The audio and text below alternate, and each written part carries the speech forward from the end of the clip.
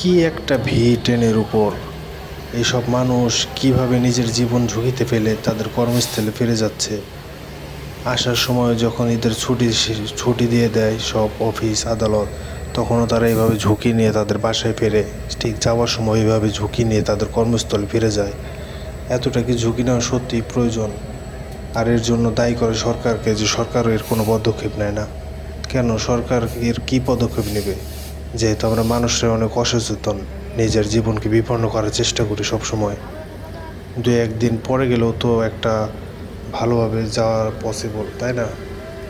তো এরকমভাবে কেউ কখন আমরা বাসায় না ফিরি বা নিজের কর্মস্থলে না যাই, কারণ যে একটা দুর্ঘটনা আপনার ফ্যামিলিকে সারা জীবনের জন্য কষ্ট মুহূর্তে ফেলে দিতে পারে। তো আপনারা সবাই সতর্কভাবে চলাফেরা করবেন এবং কি সতর্কভাবে যাতায়াত করবেন। ধন্যবাদ।